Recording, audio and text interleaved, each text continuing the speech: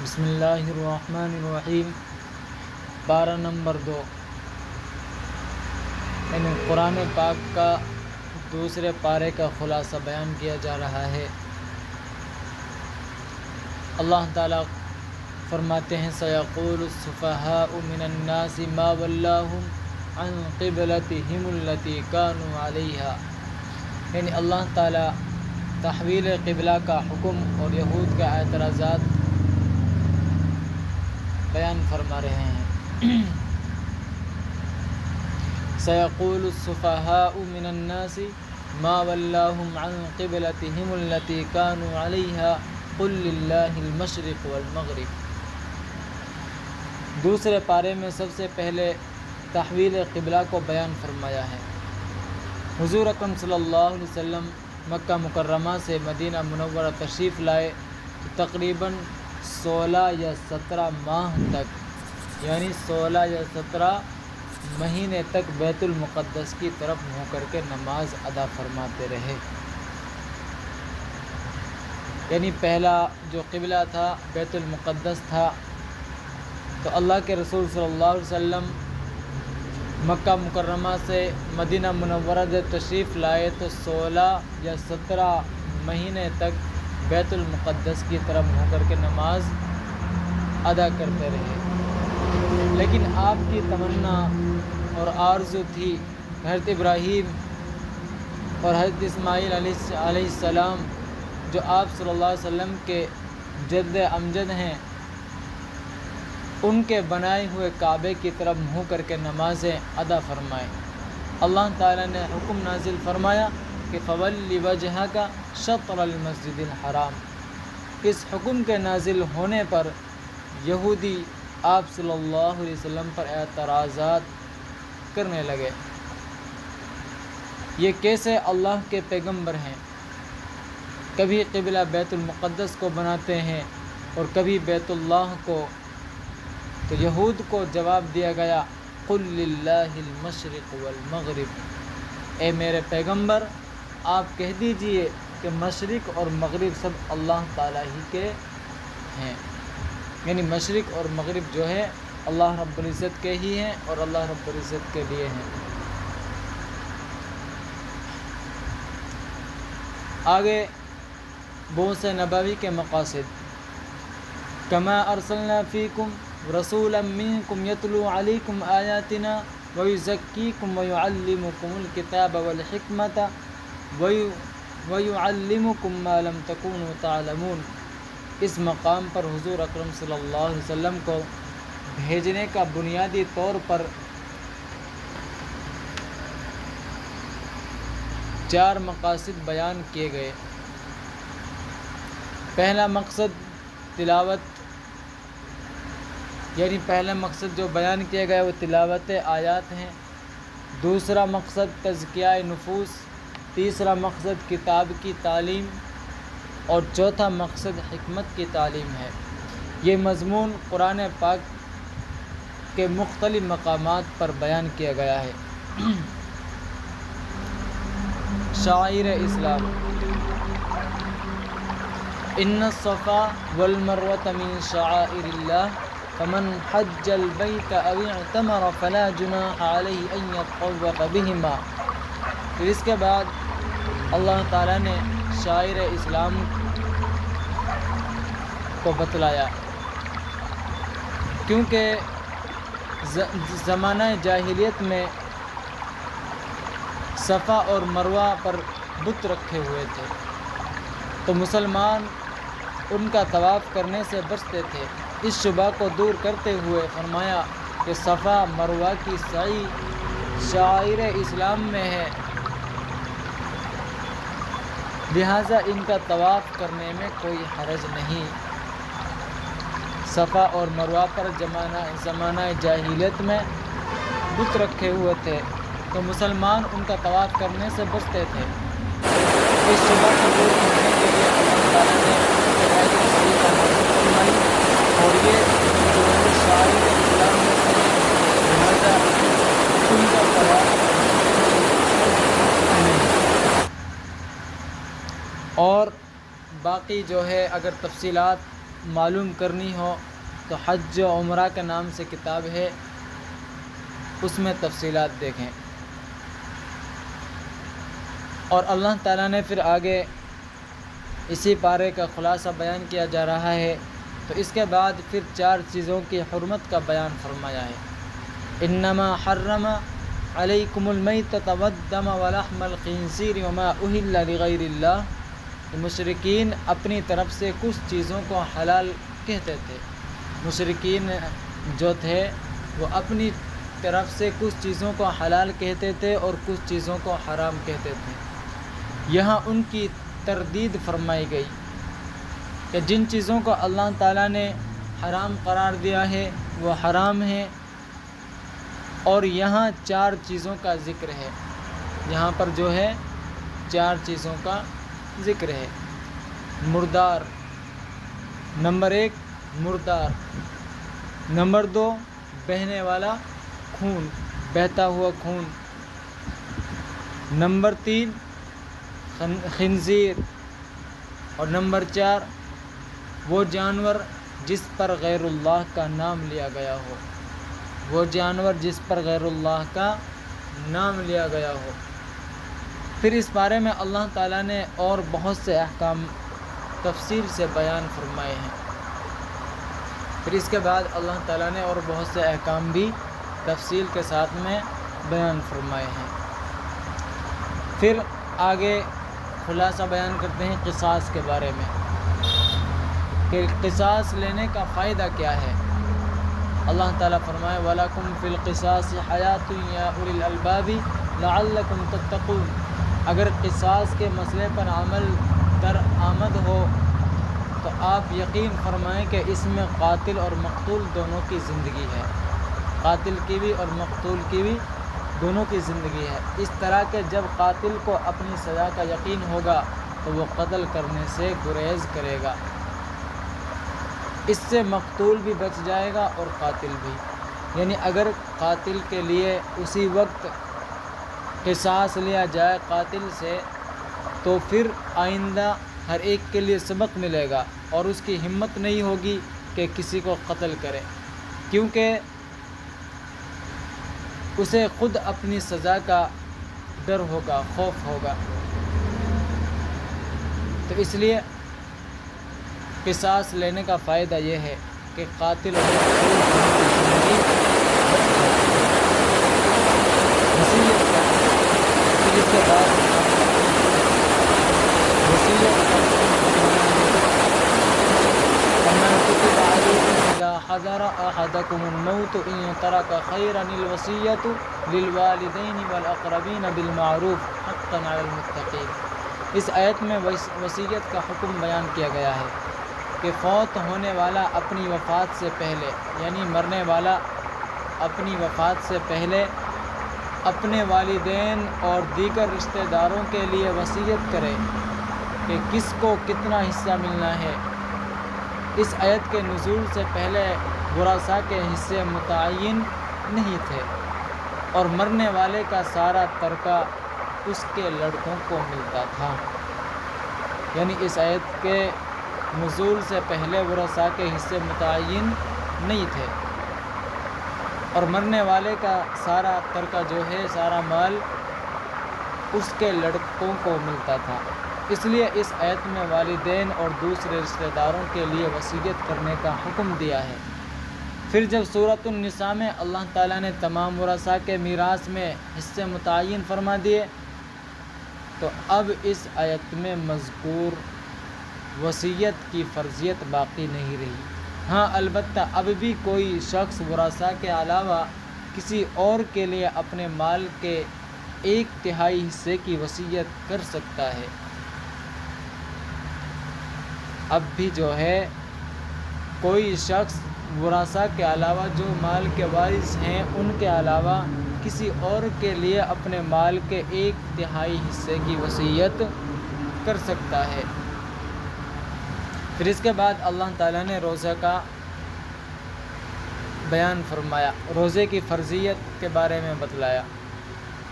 اللہ تعالیٰ کا فرمان ہے یا ایھا الذین آمنوا کتب علیکم الصیام کما کتب علی الذین من قبلکم لعلکم تتقون۔ یہاں روزوں کی فرضیت اور روزے کے احکام و مسائل کو تفصیل سے بیان فرمایا ہے۔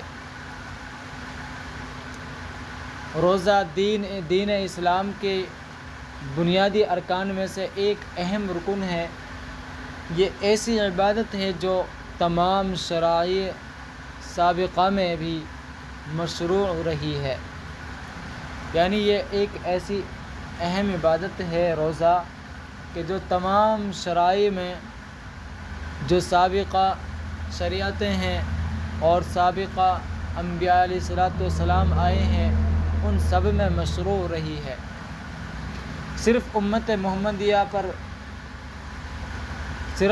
محمدیہ کے ساتھ خاص نہیں ہے، بلکہ پہلی امتوں پر بھی اللہ تعالیٰ نے ان روزوں کو فرض فرمایا تھا، یعنی اللہ تعالیٰ نے پہلی امتوں کے لیے بھی روزوں کو فرض فرمایا تھا، اسی امت کے لیے خاص نہیں۔ روزہ کی شرعی تعریف یہ ہے کہ روزے کی نیت کے ساتھ صبح صادق سے لے کر غروب آفتاب تک کھانے پینے اور جماع سے رکنا، یعنی صبح صادق سے لے کر غروب آفتاب تک کھانے پینے سے رکنا اور جماع سے یعنی ہم بستری سے رکنا۔ اگر کسی نے غروب آفتاب سے 1 منٹ بھی پہلے افطار کر دیا تو روزہ نہیں ہوگا۔ روزہ ایسی عبادت ہے کہ بندہ اس کی وجہ سے جلدی تقویٰ کی نعمت حاصل کر لیتا ہے۔ پھر مسافر اور مریض کے لیے رمضان کے روزوں اور فدیہ کے متعلق احکام بیان فرمائے، یعنی پھر اللہ تعالیٰ نے مریض کے لیے اور مسافر کے لیے رمضان کے روزوں اور فدیے کے متعلق احکام بیان فرمائے ہیں۔ ماہ رمضان کی فضیلت، پھر اس میں ماہ رمضان کی فضیلت بھی بیان فرمائی ہے۔ شہر رمضان الذی انزل فیہ القرآن ھدی للناس وبینات من الھدی والفرقان، کہ رمضان المبارک میں جہاں روزے فرض ہیں وہیں اس کی ایک فضیلت یہ بھی ہے کہ قرآن کریم اس ماہ مبارک میں نازل کیا گیا، یعنی اس مہینے میں قرآن کریم بھی نازل کیا گیا۔ دن کو مومن روزہ رکھتا ہے اور رات کو قاری قرآن اور حافظ قرآن 20 رکعت تراویح میں قرآن کریم کی تلاوت کرتا ہے۔ غیر حافظ قرآن کریم کی سماعت کرتا ہے، یعنی جو حافظ نہیں ہوتا وہ قرآن کریم کو سنتا ہے۔ اس لیے اس ماہ مبارک میں زیادہ سے زیادہ قرآن کریم کی تلاوت کا اہتمام کرنا چاہیے، کیونکہ اس مہینے کو قرآن پاک سے زیادہ مناسبت ہے، اس لیے اس میں جتنا زیادہ ہو سکے زیادہ سے زیادہ قرآن پڑھنے کی کوشش کرے اور زیادہ وقت قرآن کے اندر تلاوت کے اندر بتائے اور ذکر و اذکار کے اندر، یعنی اپنی ایک ایک سیکنڈ ایک ایک منٹ کو قیمتی سمجھے اور ضائع نہ ہونے دے،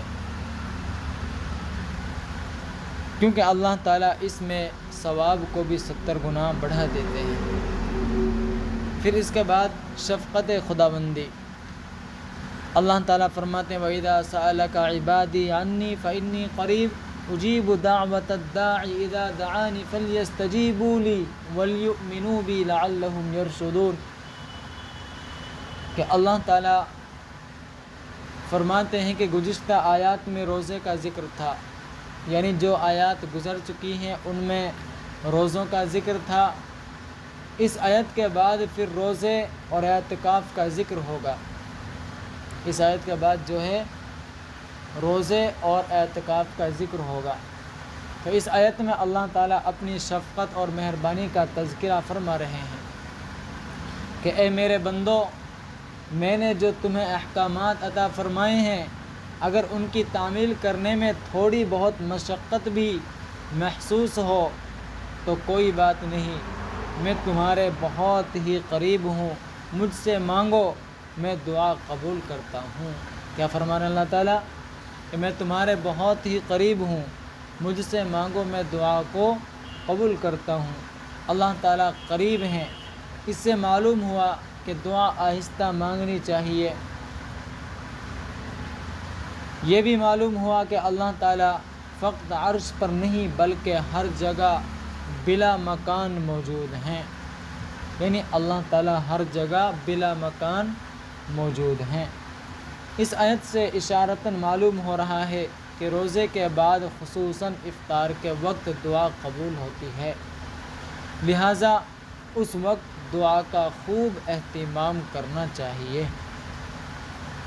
پھر اس کے بعد اللہ تعالیٰ نے اعتکاف کا بیان فرمایا، وَأَنْتُمْ عَاكِفُونَ فِي الْمَسَاجِدِ تِلْكَ حُدُودُ اللَّهِ فَلَا تَقْرَبُوهَا، کہ رمضان المبارک کے آخری عشرے میں اعتکاف سنت مؤکدہ علی الکفایہ ہے۔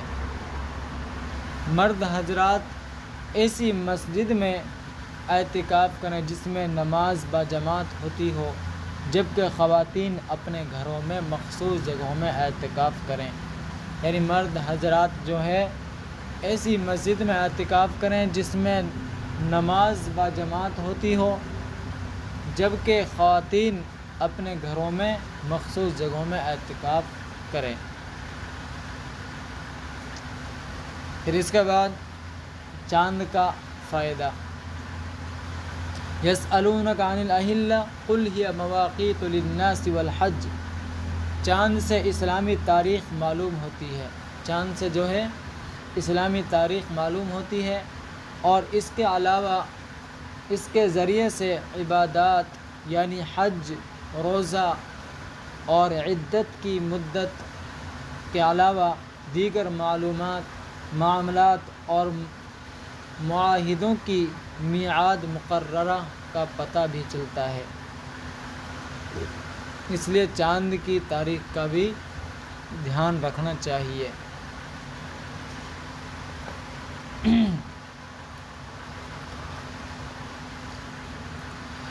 پھر اللہ تعالیٰ نے جہاد و قتال کا تذکرہ فرمایا، وَقَاتِلُوا فِي سَبِيلِ اللَّهِ الَّذِينَ يُقَاتِلُونَكُمْ وَلَا تَعْتَدُوا إِنَّ اللَّهَ لَا يُحِبُّ الْمُعْتَدِينَ، کہ جہاد کا مسئلہ بیان فرمایا۔ جہاد فرض ہے اور اس کا مقصد اعلیٰ کلمت اللہ ہے۔ جہاد قیامت تک جاری و ساری رہے گا۔ یہاں یہ بات ذہن نشین فرما لیں کہ شریعت کی اصلاح میں جہاد نام ہے، شریعت کی اصلاح میں جہاد نام ہے قتال فی سبیل اللہ کا، اس کا قتال فی سبیل اللہ کا۔ اگر کسی اور حکم شرعی پر جہاد کے لفظ کا استعمال ہوا ہے تو وہ لغت کے اعتبار سے ہے، شریعت کی اصلاح نہیں ہے۔ اللہ تعالیٰ نے مجاہدین کو دیگر تمام اعمال کرنے والوں پر فضیلت عطا فرمائی ہے۔ جہاد بہت عظیم، مبارک اور مقدس عمل ہے۔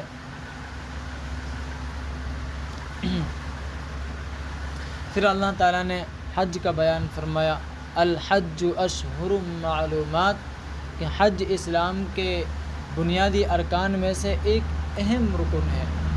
حج میں دو ارکان ہیں، ایک وقوف عرفہ، دوسرا طواف زیارہ۔ 5 دنوں میں 5 مقامات پر 7 عبادتوں کے کرنے کو حج کہتے ہیں۔ 5 دنوں میں 5 مقامات پر 7 عبادتوں کے کرنے کو حج کہتے ہیں۔ حج کے 5 دن ہیں 8، 9، 10، 11 اور 12، یعنی 8 ذی الحجہ، پھر 9 ذی الحجہ، 10 ذی الحجہ، پھر 11 اور پھر 12 ذی الحجہ۔ یہ جو ہے 5 دن ہے۔ حج کے 5 مقامات یہ ہیں: بیت اللہ، صفا مروہ، منی، مزدلفہ، عرفات۔ حج کی 7 عبادتیں یہ ہیں: احرام، طواف، سعی، وقوف، رمی۔ قربانی اور حلق یا قصر، یہ حج کے ارکان ہیں۔ اور حج کے مقامات جو ہے بیت اللہ ہے، صفا ہے، مروہ ہے، منی ہے، مزدلفہ ہے اور عرفات ہے، تو یہ حج کے مقامات ہیں۔ مرتدین کی سزا کا بیان، جو شخص ایمان والا ہو اور ایمان سے پھر جائے ایسے شخص کو مرتد کہتے ہیں۔ اللہ تعالیٰ فرماتے ہیں وَمَن يَرْتَدِدْ مِنكُمْ عَنْ دِينِهِ فَيَمُتْ وَهُوَ كَافِرٌ فَأُولَٰئِكَ حَبِطَتْ أَعْمَالُهُمْ فِي الدُّنْيَا وَالْآخِرَةِ وَأُولَٰئِكَ أَصْحَابُ النَّارِ هُمْ فِيهَا خَالِدُونَ۔ پھر مرتدین کی سزا کو بیان فرمایا کہ جو شخص مومن ہے اور پھر وہ ایمان کو چھوڑ کر مرتد ہو جاتا ہے، اگر وہ سمجھانے کے باوجود باز نہ آئے تو اس کے سارے اعمال ضائع ہو جاتے ہیں۔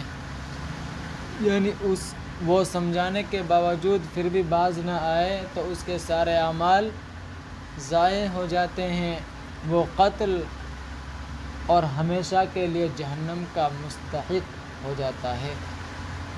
یعنی وہ قتل کرنے کا اور ہمیشہ کے لیے جہنم کا مستحق ہو جاتا ہے۔ لیکن یہاں پر یہ بات ذہن نشی فرما لیں کہ مرتد کو سزا دینا ہر آدمی کے اختیار میں نہیں ہے۔ مرتد کو سزا دینا ہر آدمی کے اختیار میں نہیں ہے۔ جس کا جی چاہے وہ اٹھ کر مرتد کو قتل کر دے، بلکہ یہ کام حکومت وقت کا ہے۔ یہ عام ہر آدمی کا کام نہیں ہے کہ جس کا جی چاہے وہ اٹھ کر مرتد کو قتل کر دے، بلکہ یہ کام جو ہے اسلامی حکومت کا ہے۔